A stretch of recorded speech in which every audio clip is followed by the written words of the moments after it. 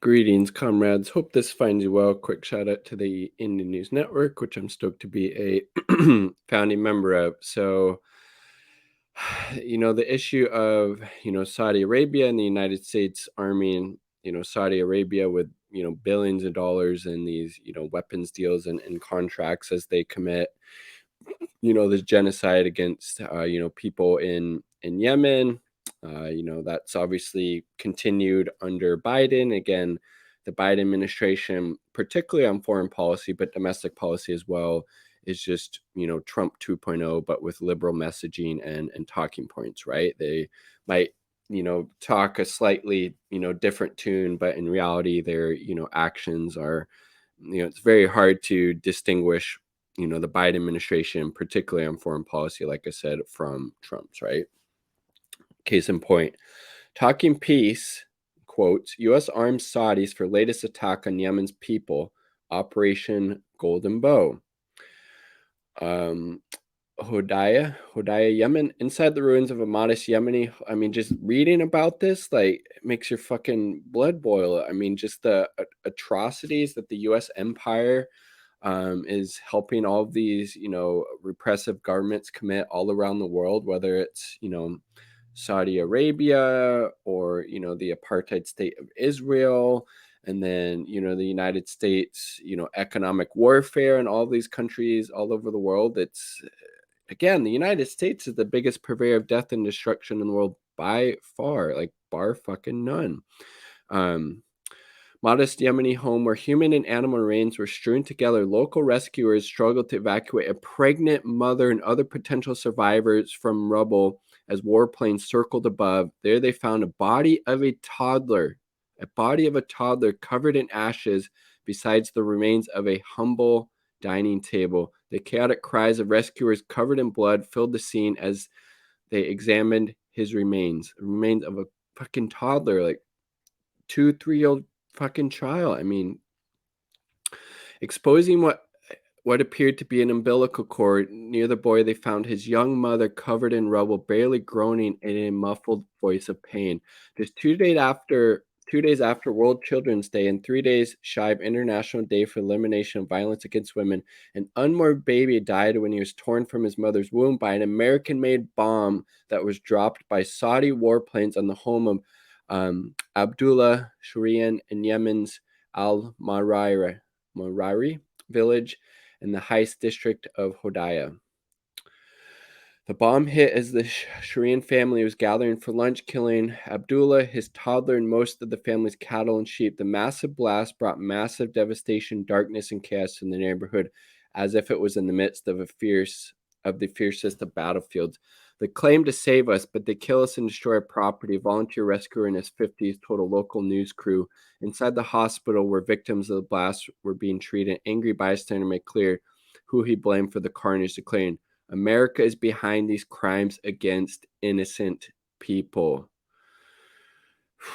Jesus fucking Christ, dude.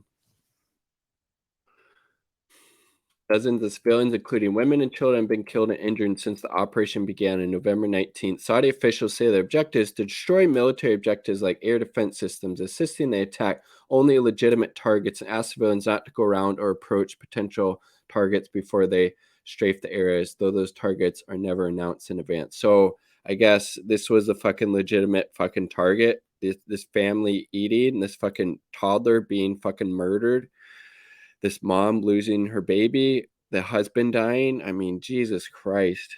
It's a fucking genocide, right? Warplanes, artillery, and shelling from warships stationed off Yemen's Red Sea shores have turned parts of Hodaya into a veritable hellscape, including strategic directorates in the southern province. Just weeks after the Saudi coalition announced it would be withdrawing military forces from the area, instead, dozens of warplanes fight over Hodaya's Hais, al-Tuhuti, Al-Kaka, Al-Drahemini, and Al-Jarari districts on a daily basis, bombing farms and destroying infrastructure. Staggering cold numbers. The death toll from the Saudi-led war in Yemen will reach an estimated 377,000 by the end of 2021, according to a news report from the UN Developmental Program. However, the raids and bombing are not the only tools to claim the lives of Yemeni children. More than 1,825 children have been killed as a result of the Saudi kingdom's blockade on the country. So economic warfare, literally starving the country to death. And again, the U.S. is complicit on this. The U.S. empire is directly responsible for these deaths because they aid and abet this Saudi-led fucking genocide. Biden's fine words. In response to Operation Golden Bowl, thousands of Yemenis took to the streets in major cities across the country to condemn the U.S. for its ongoing support of Saudi Arabia.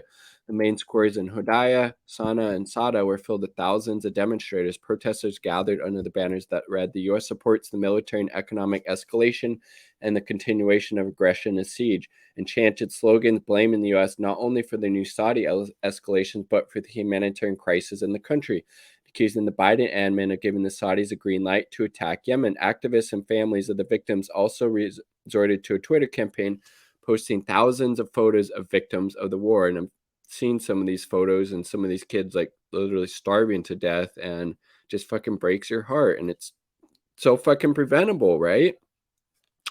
Indeed, Operation Golden Bowl comes in the wake of a new U.S. arms deal with Riyadh. Again, that's the Saudi government, right? November 4th, the Biden admin approved a $650 million missile sale to the Saudis, including 596 LAU-128 missile rail launchers, container support equipment, spare and repair parts, and logistical support services.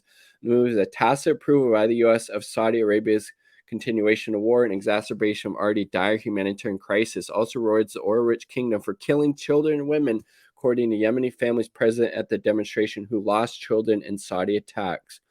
Referring to U.S. President Biden's announcement, the U.S. was ending its support for the war, Yemeni's foreign minister said in a statement.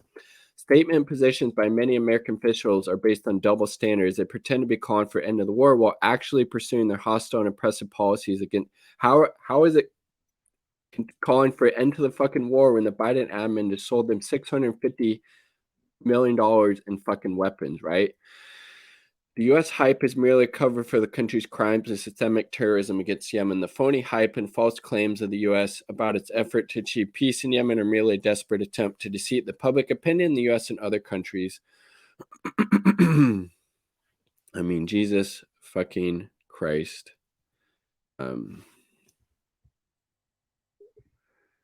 Burying some bodies there.